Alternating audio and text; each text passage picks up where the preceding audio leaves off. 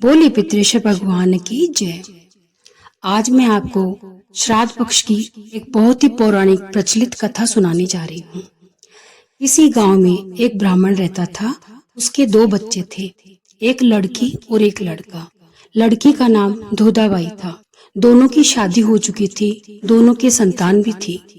लड़के के पास खूब धन था, लेकिन लड़की विधवा हो चुकी थी और गरीब थी। ब्राह्मण की मृत्यु हो चुकी थी। लड़का अपनी पत्नी को बोला कि मैं पिताजी को गया श्राद्ध के लिए जा रहा हूँ। पीछे से 15 दिन पितृपक्ष में मेरी बहन को घर बुलाकर खाना खिला देना। भाभी ने हाँ कर दी, लेकिन भाई के जाने के बाद बहन को काम के लिए तो बुला लेती, लेकिन शाम को जाते समय बचा हुआ भोजन देती थी। बहन उसी भोजन को ले जाकर बच्चों को खिला देती। एक दिन ब्राह्मण का श्राद्ध था, तो भाभी बोली, बाई जी आज बचा हुआ खाना नहीं ले जाना, कल आपके पिताजी का श्राद्ध है। आप और बच्चे घर आकर खाना खा लेना, लेकिन पेड़ हिले तो ही आना। लड़की घर आ गई। बच्चों ने खाना मांगा तो बहन बोली, आज खाने को कुछ भी नहीं है। बच्चे रोने लगे, रोते रोते सो गए। उनको रोता देखकर बहन भी रोने लगी। उधर भाई गंगा जी में पिंडदान कर रहा था। वहां गंगा जल में खून की बूंदें गिरने लगी। तब पंडित जी बोले कि तुम्हारे घर कोई सवासनी यानी बहन बेटी रो रही है। उसके आंख के आंसू खून की बूंद हो गई है। ये सुनकर भाई वापस आ जाता है और अपनी पत्नी से सारा समाचार कह देता है।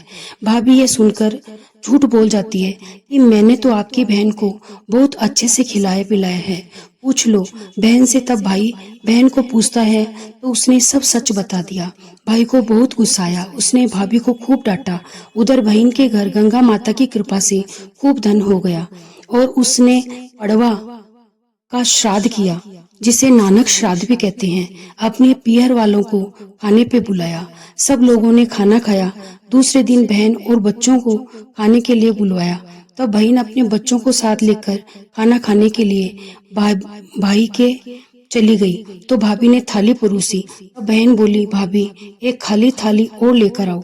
तब भाभी बोली, भाई जी इतना खाना तो परोसा ही नहीं कि आपने दूसरी थाली मांगी है।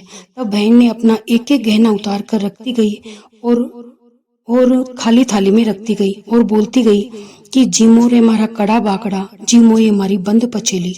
भाभी बोली, भाई जी आप क्या बोल रही हो? तो बहन बोली, भाभी जब मैं गरीब थी तो आपने बुलाया नहीं, और आज मेरे पास सब कुछ है तब आपने मेरे को जीवने बुलाया है। भाभी को अपनी गलती का एहसास हुआ और उसने ननद से माफी मांगी।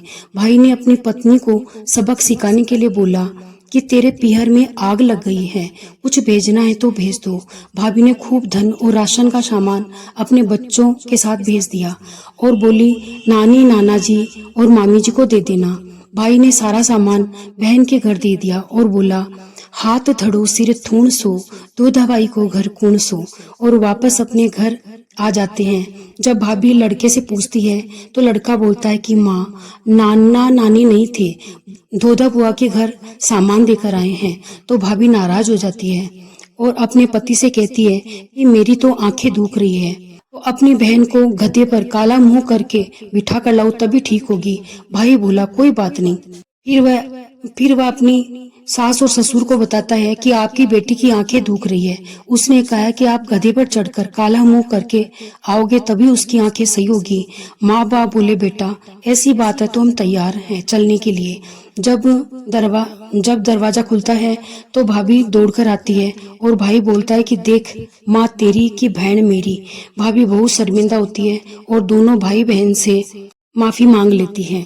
इस कहानी से हमें यह सबक मिलता है कि अपनी बहन बेटियों के साथ अच्छा व्यवहार करना चाहिए। एक कहावत भी है कि बेटियां पाती की नहीं हाथ की यानी श्राद्ध की हकदार होती है, और उनको श्राद्ध पक्ष में अपनी बहन बेटियों को, भांजी भांजियों को जरूर से बुलाना चाहिए। बोले पितृेश्वर भगवान की जय। तो दोस्तों, ये थी आज की कथा। अगर आपको ये पसंद आई हो तो हमारे चैनल पानी कथा स्पेशल को सब्सक्राइब करें, वीडियो को लाइक और शेयर करें और कमेंट सेक्शन में अपने विचार जरूर लिखें। हम फिर मिलेंगे एक नई कहानी के साथ। तब तक के लिए धर्म और आस्था के इस सफर में जुड़े रहिए। जय श्री हरि।